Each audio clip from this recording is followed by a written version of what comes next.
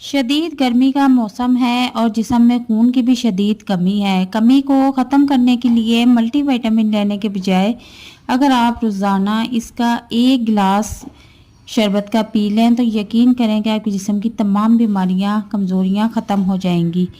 अगर आपके जिस्म में दर्द है, टांगों में दर्द है, कमर में दर्द है और बैठकर खड़े होने से आंखों के आगे अंधेरा आ जाता है, सर चकरा जाता है और एक अजीब सी दिल को घबराहट होती है, बेचैनी महसूस होती है, तो इस तमाम हालत में आपने रोज़ाना 1 गिलास इस शरबत का बनाकर पी लेना है। यकीन करें 5 मिनट तो बहुत ज़्यादा है। इस शरबत के गिलास को पीते ही आप खुद को नॉर्मल महसूस करेंगी, तंदुरुस्त महसूस करेंगी, फिट महसूस करेंगे। आप इस शरबत को एक बार बनाकर स्टोर कर लें और रोज़ाना 1 गिलास आपने पीना है। यकीन करें 24 घंटे के अंदर अंदर आपके जिस्म में खून की कमी पूरी हो जाएगी और जितनी भी जिस्मानी कमज़ोरियां हैं, जहां भी दर्द है जिस्म में और दिल को घबराहट है, सब आप बिल्कुल नॉर्मल कंडीशन में आ जाएंगी। इसको बनाना बहुत ही आसान है, पहली बार बनाने वाला भी इसको बहुत ही आसानी के साथ बना सकता है। गर्मी के मौसम में आप इसको बनाकर लंबे अरसे तक स्टोर रखें, घर में छोटे बड़े सबको बनाकर दें, ये बहुत फ़ायदेमंद है। स्टार्ट करते हैं। बिस्मिल्लाहिर्रहमानिर्रहीम। अस्सलाम वालेकुम। यहाँ पर मैंने तकरीबन आधा किलो यानी कि 500 ग्राम जो है आलू बुखारे ले लिए हैं। इनको मैंने अच्छी तरह से धो लिया है। अब एक पैन ले लेंगे और उसमें आलू बुखारे डालना शुरू कर देंगे और आधा किलो आलू बुखारे हैं तो मैंने इसमें 1 लीटर पानी डाल दिया है। हर चीज़ की क्वांटिटी आपको साथ साथ बताती जाऊंगी। और अब हम इसको नॉर्मल फ्लेम पे पकने के लिए छोड़ देंगे। जैसा कि आप देख सकते हैं कि यहाँ पर पानी में बॉईल आना शुरू हो गया है और आलू बुखारे पकना शुरू हो चुके हैं। इनको हम तकरीबन पकने देंगे 10 मिनट तक। और यहाँ पर मैंने 1.5 कप चीनी का यूज़ किया है। 1.5 कप चीनी मैंने इसमें डाल दी है। और अगर आप ज़्यादा मीठा पसंद करते हैं तो आप इसमें 2 कप चीनी का यूज़ कर सकते हैं। अपनी टेस्ट के मुताबिक आप चीनी इसमें यूज़ कर लें। और अब हम इसको पकने के लिए छोड़ देंगे। तो तकरीबन इसको पकते हुए 10 से 12 मिनट हो चुके हैं। आलू बुखारा जो है वो अच्छी तरह से गल चुका है, लेकिन फिर भी मैं 2 मिनट के लिए इन्हें और पकने के लिए छोड़ दूंगी। और अब मैंने इसका कवर हटाया है तो अब हम चिमटे की मदद से आलू बुखारे की जो गुठलियाँ होती हैं वो अलहदा कर लेंगे और आलू बुखारे मैश करना शुरू कर देंगे। आप देख सकते हैं कि आलू बुखारे अच्छी तरह से गल चुके हैं। बिल्कुल इसी तरह की कंसिस्टेंसी आपने रखनी है। अभी हम यहाँ इसको मज़ीद और पकाएंगे, थोड़ा सा इसको गाढ़ा होने तक पकाएंगे। चूल्हे का फ्लेम मैंने यहाँ पर फुल कर दिया है और फुल फ्लेम पे मैं इसे मज़ीद 5 मिनट और पकाऊंगी ताकि ये थोड़ा सा और गाढ़ा हो जाए।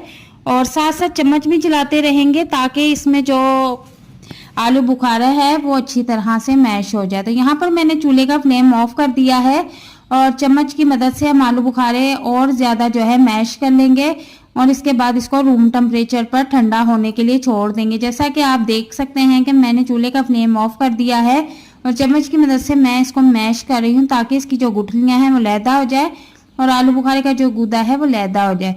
अब यहाँ पर मैंने एक बाउल ले लिया है और उसमें इस तरह से हम इसको छान के निकाल लेंगे। जो इसके ऊपर गूदा नज़र आ रहा है, ज़्यादातर लोग तो जो है वो ज़ाया कर देते हैं, लेकिन मैं इसे ज़ाया नहीं करूँगी। मैं इसकी गुठलियाँ लैदा करके तो इसको जूसर में घुमा के और शरबत में ही ऐड कर दूंगी।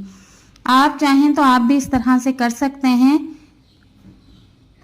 और अच्छी तरह से इसका जूस हम निकाल लेंगे। अब यहाँ पर जूस अच्छी तरह से अलहदा हो चुका है और उसका पल्प हम निकाल के एक साइड पे रख देंगे। जैसा कि मैंने आपको बताया कि अगर आप चाहें तो इसका पल्प भी जूसर में ग्राइंड करके तो आप इसमें यूज़ कर सकते हैं, वरना अगर आपको ऐसे ही पसंद है तो आप ऐसे भी यूज़ कर सकते हैं। अब इसको रूम टेम्परेचर पर ठंडा होने के लिए छोड़ देंगे। और अभी ये बहुत ज़्यादा गर्म है और इसको हम ठंडा करने की कोशिश करेंगे। तो मिलते हैं आधे घंटे के बाद।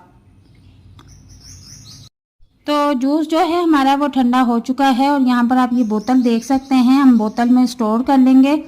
और आप इस जूस को तकरीबन 1 माह तक स्टोर करके रख सकते हैं, यूज़ करके रख सकते हैं, लेकिन ये 1 माह तक रहता नहीं है। इसको 2 दिन में ही आपने ख़त्म कर देना है। ये इतना टेस्टी और मज़ेदार बनता है कि आप इसको 2 दिन में ही ख़त्म कर देंगे। और यहाँ पर मैंने ये स्टोर करके रख लिया है। और इसको बनाने का तरीका मैं आपको बताती हूँ कि इसको कैसे बनाना है। तो आपने इस तरह से 2 गिलास ले लेने हैं और उसमें हस्बे पसंद आपने बर्फ़ ऐड कर देनी है, जितनी आप बर्फ़ यूज़ करना चाहते हैं। और उसके बाद आधा आधा गिलास में इसमें आलू बुखारे का शरबत डाल दूँगी। और इसके बाद मैं इसमें ठंडा पानी यूज़ करूँगी। और ठंडा पानी यूज़ करने के बाद चम्मच की मदद से इसको अच्छी तरह से हम मिक्स कर लेंगे। तो ठंडा ठार आलू बुखारे का शरबत बनके रेडी है। अगर आपको इस गर्मी के मौसम में शदीद दिल को घबराहट हो रही है और हाथ पाँव मुड़ रहे हैं और जिस्म पर बेतहाशा पसीना आ रहा है और थकावट महसूस हो रही है, तो आप फ़ौरन से ये गिलास बनाकर पी लें। और यकीन करें कि इस गिलास के पीते ही आप एनर्जेटिक महसूस करेंगी खुद को।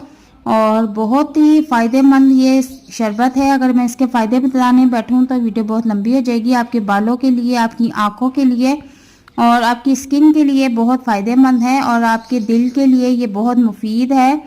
और अगर आपको जिस्मानी कमज़ोरी है, खून की कमी है, तो आपके लिए भी ये बहुत फ़ायदेमंद है। आप इस तरह पूरे घर के लिए भी बनाकर रख सकते हैं।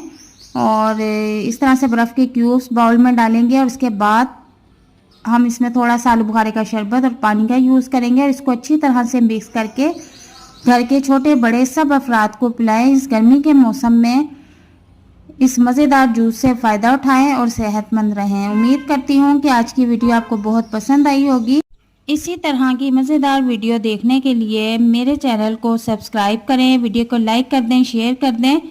और नेक्स्ट वीडियो में मिलते हैं एक नई और मज़ेदार रेसिपी के साथ। अल्लाह हाफिज़।